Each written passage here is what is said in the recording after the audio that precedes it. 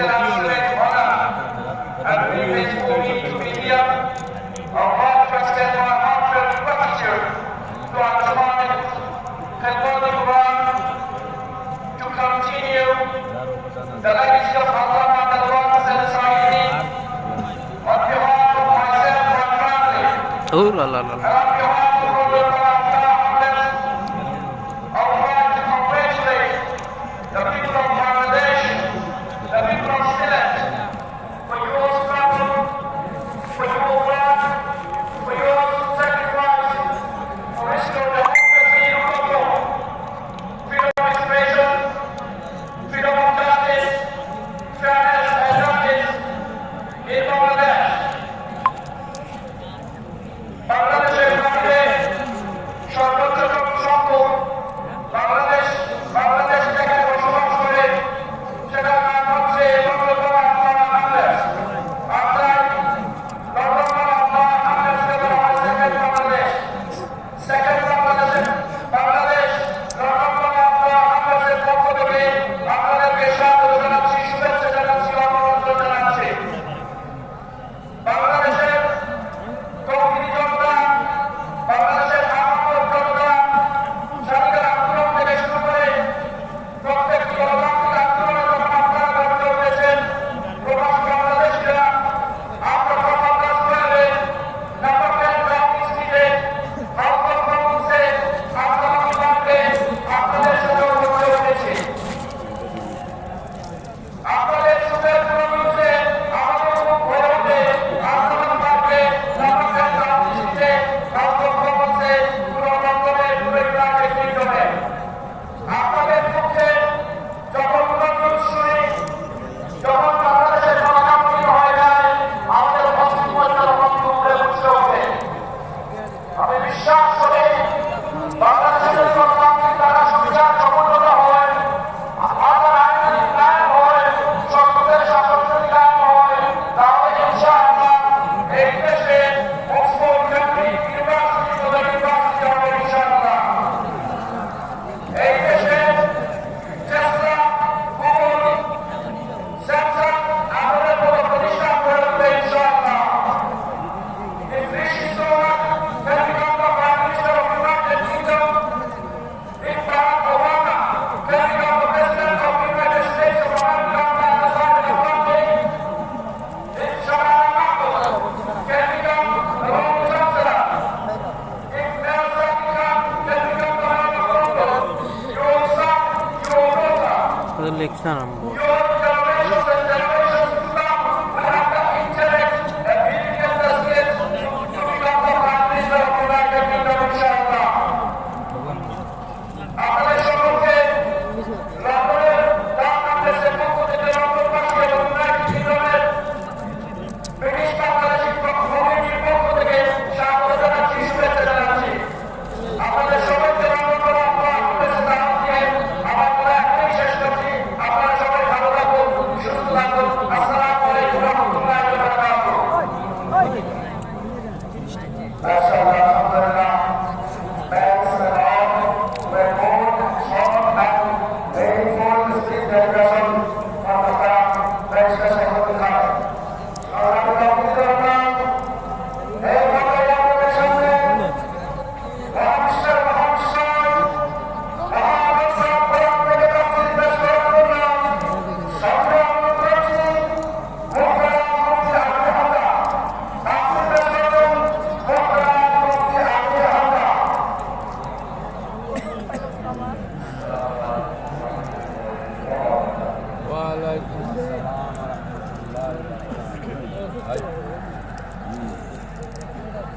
إن الحمد لله والصلاة والسلام على رسول الله.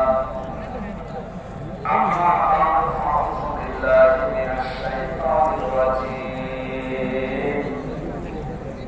بسم الله الرحمن الرحيم.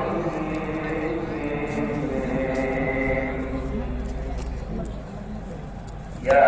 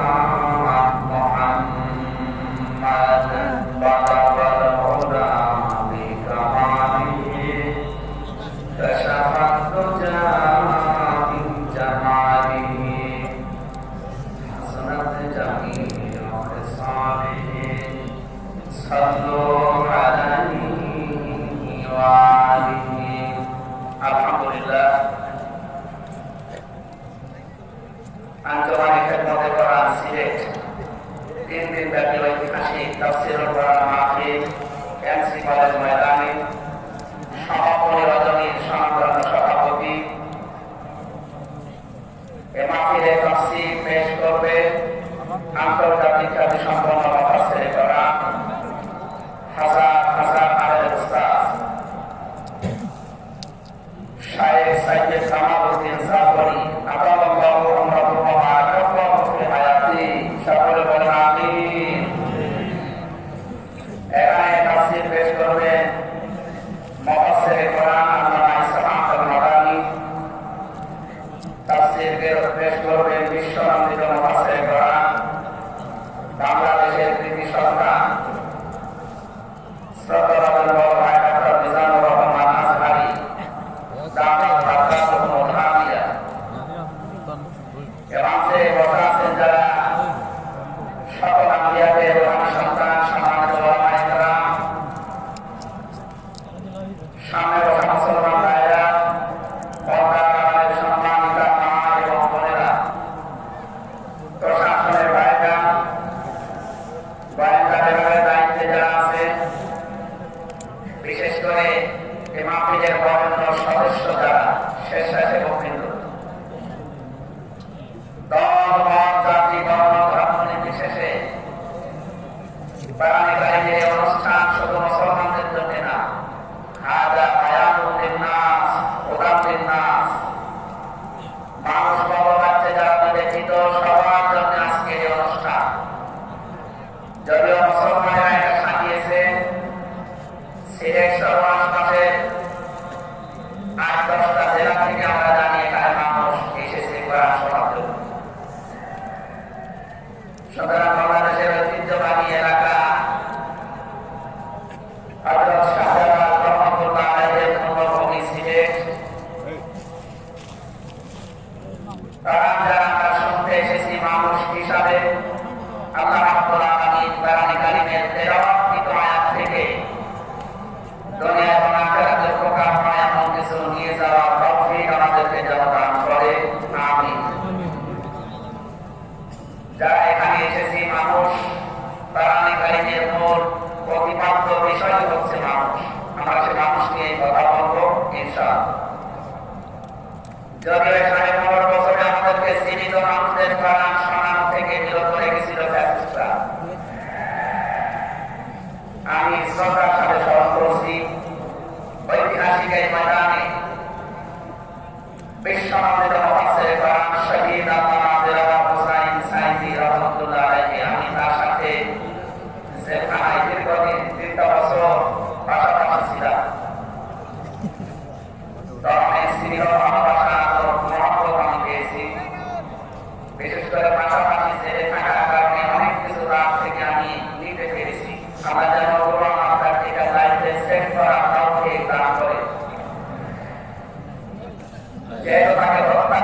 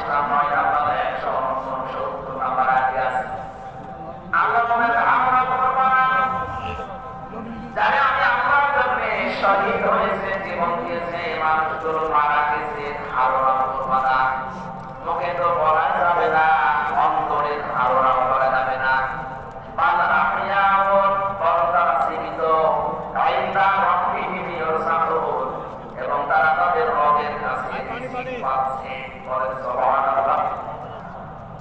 পানি সুতরাং এই দেশে যারা শহীদ হয়েছে অনেকে এখনো তাদেরকে স্বীকৃতি দিতে চায় না। পানি বিশেষ করে 2006 সালের 28 অক্টোবর থেকে শুরু করে 2024 5 আগস্ট পর্যন্ত এদেশের জন্য, মানবতার জন্য, ইনসাফের জন্য, ন্যায় বিচারের জন্য, মানবতার জন্য, বৈষম্য দূর করার জন্য যারা জীবন দিয়েছে নির্দ্বিধায় আমরা বলতে পারি মানুষ হলো শহীদ। শহীদ আবু সাঈদ, শহীদ মুগ্ধ, শহীদ রায়হান, শহীদ ফয়সাল, 2732 জন মানুষ আগস্টের 5 তারিখ রাত পর্যন্ত সবগুলো শহীদ। আমরা যেন শাহাদাতের সর্বোচ্চ মাকাম তাদেরকে নসিব করে দেন, আমিন। শহীদ আল্লামা আবু সাঈদ সাঈদী রাহমাতুল্লাহ আলাইহি যদি বেঁচে থাকতেন আজকের এই সিলেটের ময়দানে থেকে আসতেন। তারা এখানে শহীদ হাজার মানুষ হয়তো নিজের দিশা পেত, জালেমরা তাকে ধোঁকা দিয়ে জেল থেকে বের করেছিল, আমার সামনে দিয়ে বের করে নিয়ে গেছিল। ওরা ধোঁকা দিয়ে ওনাকে আগের জন্য দেখলাম কি সুন্দর কথা বলছিল, আমাকে উপদেশ দিচ্ছিল। পরের দিন শুনলাম যে না, উনি অসুস্থ। ওরা তাই বাবা যে বলছে আপনি অসুস্থ, চলেন আপনাকে হাসপাতালে নিয়ে যান, ওখান থেকে চিকিৎসার মাধ্যমে আপনাকে ছেড়ে দেওয়া হবে। অনেক আনন্দে যে বলছিলেন কিন্তু জালেমদের দুর্বিসন্ধি যে এত গভীরে ছিল কেউ বুঝতে পারে না, উনি নিজেও দেখলাম না। এই জন্য মৃত ভ্যাট থেকে নামার সময় আমরা দেখেছি একটা তৃপ্তির হাসি দিচ্ছি। বড় হচ্ছে ওনার হাড়ে অসুস্থ ছিল, হাড়ের রোগ ছিল, এই কারণে মানুষের হাড়ে অসুস্থ হলে ওইভাবে মানুষ আসতে পারে।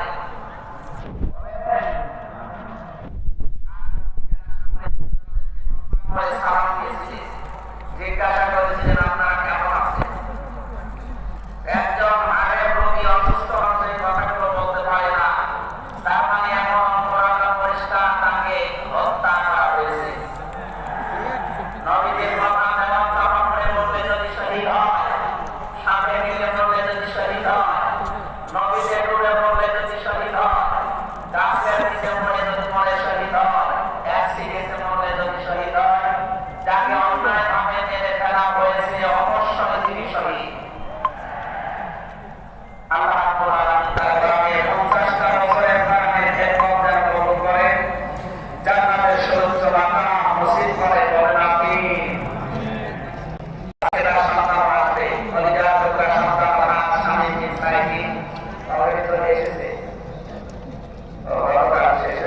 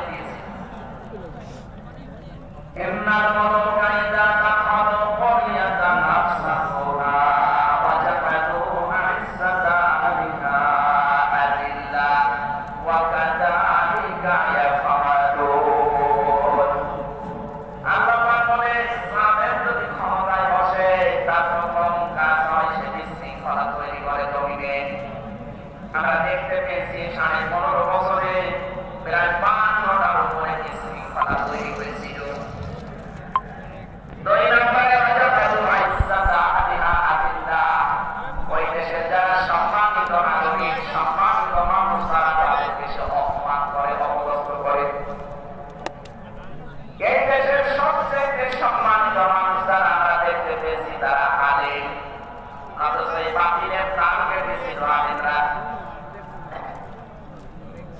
এটা সম্মানিত মানুষদের যারা সম্মান করে, অপদস্থ করে, তাদেরকে এই প্রতিপন্ন করে, এটা তাদের 2 নম্বর কাজ। আর মানে কোরআনের আয়াত অনুযায়ী প্রতীয়মান হয় যারা ছিল এরা সাথে জবান খুলে বলেন নাকি স্পষ্ট ভাষায় বলছি যারা সাথে এরা আল্লাহর মামলার আসামি। কথাটা খুব হালকা মনে হচ্ছে। সূরা শূরা 25 নম্বর পারা 6 নম্বর পৃষ্ঠা 13 নম্বর লাইনে 43 নম্বর আয়াতে আছে ইন্নামাস সাবিলু আলাল্লাযীনা ইয়াযলিমুনা নাস। আল্লাহ পাক বলেন অবশ্যই আমি নিজে মামলা দায়ের করব তাদের বিরুদ্ধে যারা মানুষের উপরে জুলুম করে। আল্লাহ ইয়াযলিমুনা মুসলিমুনা দেখি ইয়াযলিমুনা নাস দিয়েছেন।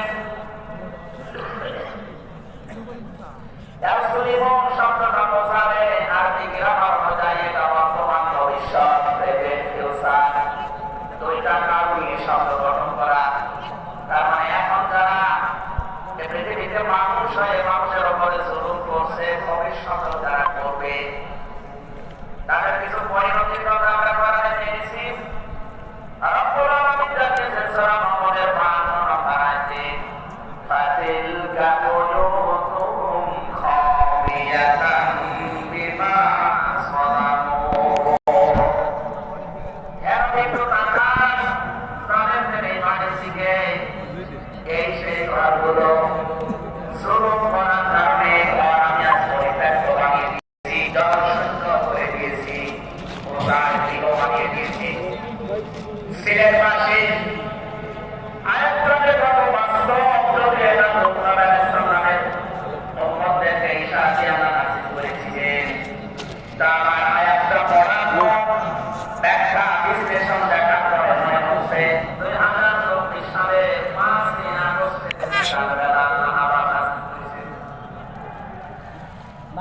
আমরা যারা তার কুদরতি আশীর্বাদ দিয়ে দেখাচ্ছে এই বিষয়ে ঘরগুলো আমি জনসংখ্য করে দিয়েছি, পরিত্যক্ত বানিয়ে দিয়েছি বিমা সালামু সালেহদের জুলুমের কারণে। এর বাস্তব প্রমাণ আমি কুষ্টিয়ায় হানিফ সাহেবের বাড়িটা দেখতে পেয়েছি। বেকার রাস্তা বসতে বসতে মানুষ পায় না, ইট পর্যন্ত রাখে নাই, পায়খানার ব্যাগ পর্যন্ত খুলে গেছে। এতটুকু আল্লাহ শেষ করে দিয়ে পরে সব আমাদের জন্য আল্লাহ তাআলা জানিয়েছেন বিমা সালামু সালেহদের জুলুমের কারণে জায়গা পর্যন্ত আল্লাহ অভিশপ্ত বানিয়ে দেয়।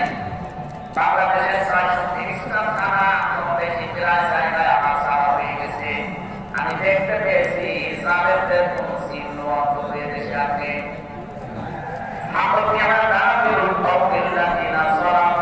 আল্লাহ বলেন সালেহদের শিকড় কাটা হয়ে গেছে।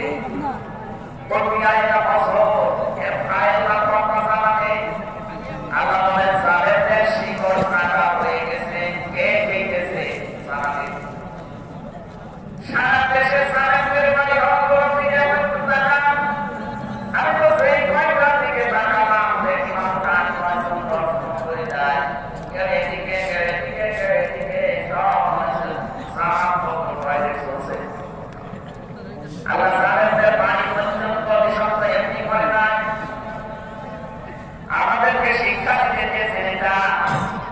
এদের এত বড় শিকড় যদি শহরে আমি উপড়িয়ে ফেলতে পারি, ইন্না ফি যালিকা লাআয়াতান লিকাউমিন ইয়ালামুন।